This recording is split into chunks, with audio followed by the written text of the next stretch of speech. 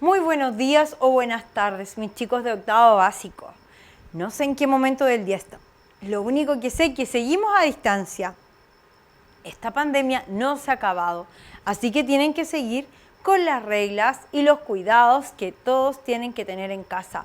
Mascarilla, lavado de manos, salir con precaución y solo si es necesario. Debes cuidarte para poder reencontrarnos. ¿Vamos a la clase de hoy? Sí, porque hoy día ya estamos en matemática, ya es día martes, por lo tanto, vamos al desafío de hoy.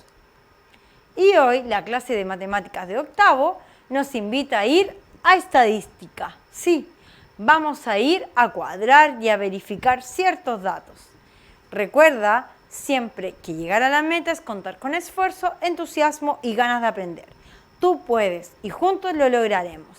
Y no olvides dejar registro además en tu cuaderno y enviar evidencia a tu profesora jefe. Comencemos entonces.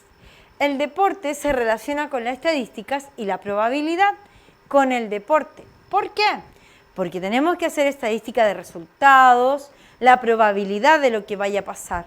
Entonces hoy día nos enfocaremos solo en estadística. ¿Vamos a ver de qué se trata? Aquí hay distintas representaciones gráficas de lo que ocurre, ¿cierto?, en las actividades de la gente que hace bicicleta y de la gente que está en oficina. ¿Por qué se relaciona con estadística? Porque vamos a evaluar los resultados de distintas situaciones, de distintos meses y distintas pruebas que vamos a calcular de la gente. Vamos a ver si son más sedentarios, si son más deportistas o en diferentes temáticas que nos lleven esta unidad. Entonces, vamos a ver con gráficos. Sí, un gráfico de barras se utiliza para comparar la frecuencia de las variables cualitativas o cuantitativas. Se puede hacer barras simples o múltiples. En este caso hay barras simples, ya que es una barrita por cada una de las temáticas. Si es barra múltiple, podemos considerar, por ejemplo, el fútbol, femenino, masculino o distintas temáticas que nos puedan llevar a evaluarlo en distintos periodos. Cuando usamos gráfico de líneas, son representadas y son muy útiles para comunicar información referida a valores numéricos, es decir, puede ser la variación en el tiempo, puede ser cuál es tu deporte favorito y es de manera más concreta.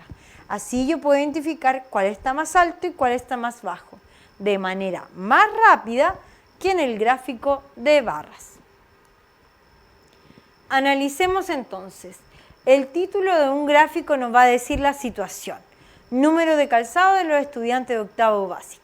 Aquí ya estamos analizando y entrando en nuestra temática, ¿cierto? Aquí están las respuestas desde el 36 hasta el 42.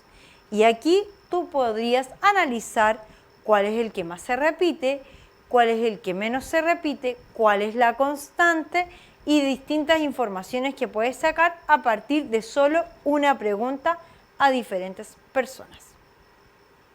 Lo mismo puede pasar cuando vemos redes sociales. Sí, en el colegio o en la casa los dispositivos han sido un aliado, sobre todo en este momento de pandemia. Y podemos calcular en estadística el porcentaje de batería que nos queda, de almacenamiento que nos queda, de cuánto estamos ocupando, cuántas horas estamos en el celular, y eso nos va a provocar que lleguemos a distintos resultados y distintas medidas. Por eso es que está ligado también a estadística. Aprendamos entonces un gráfico circular, que también puede ser, cada sector representa un valor de la variable expresado como porcentaje. En general, este tipo de gráficos se utiliza para saber cómo se comporta una variable respecto a un todo, porque es considerado como una torta.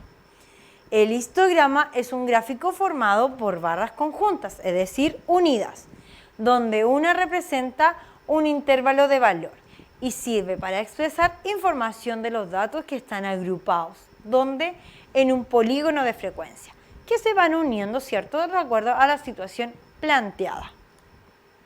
Veamos entonces. Aquí hay un gráfico de barra en donde marcaron encima el gráfico de puntos. Y aquí tú puedes verificar cuál es el que más te acomoda para llegar más rápido a la información. En este caso, la información son los puntos obtenidos en una prueba, ¿ya? Entonces puedes ver cuál fue el mayor punto, cuál fue el menor punto y cuál fue la frecuencia en cuanto se repitió con las personas.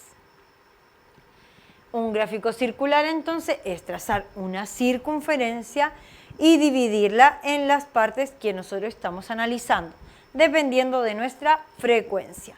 N es el total de los datos y F es la frecuencia absoluta de cada uno. Entonces, ahora tienes que practicar. Piensa y resuelve qué tipo de gráfico te acomoda para representar las siguientes situaciones.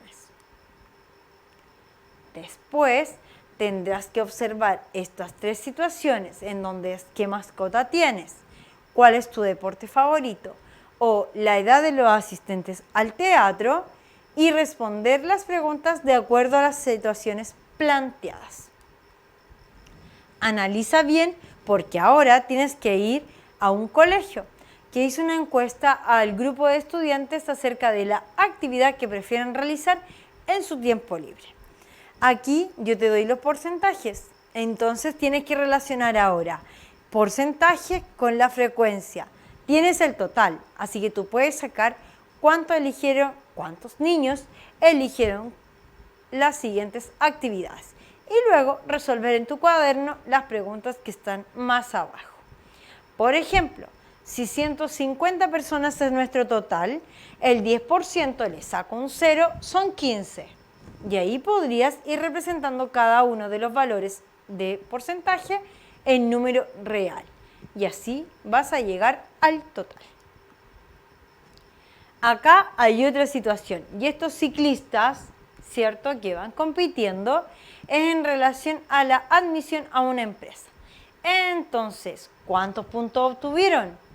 Vamos a ver, tienes que ordenar los datos primero. ¿Cuál es el promedio o el punto que los divide? El punto que queda al medio, dividiendo la mitad para allá y la mitad para acá en partes iguales. Encierras el dato y esa va a ser tu media para sacar el promedio que lograron entre todos. Por lo tanto, la medida de posición son los cuartiles, que corresponden a 3 valores. El total lo divido en 4, por lo tanto hay 3 valores centrales que dividen una distribución de datos en 4 partes iguales. ¿Cómo se calcula? Ordenando los datos, divido en partes iguales y llego al centro.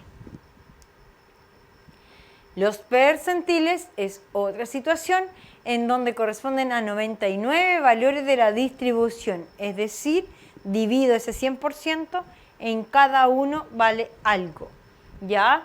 Para calcularlo se deben ordenar los datos de manera creciente, es decir, de menor a mayor, y calcular con la fórmula que está aquí. Es importante que esto lo dejes anotado en tu cuaderno para resolver los siguientes ejercicios. Construir un diagrama de cajón, que es el que está ahí, es trazar, ¿cierto?, una línea recta graduada con los datos y dividir entre cuartiles y percentiles, desde el dato menor hacia el dato mayor. Y ahora un desafío para que tú analices. Sí, te dejo ahí 2 respuestas, gráficos circulares, aquí están las preferencias y están los resultados. Tú solo tienes que identificar y responder la información. Evaluemos entonces cómo te fue con estadística y evalúalo con un adulto. Para que esta información sea evidenciada, tenemos que tener un adulto que saque fotografía o envíe video a tu profesora jefe. Y te dejo un dato.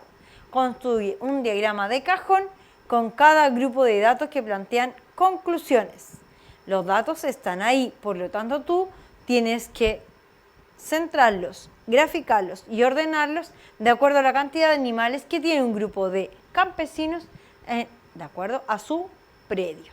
Entonces ahora, recuerda siempre que Ave Fénix es aprendizaje integral. Cualquier duda, cuenta con nosotros. Adiós.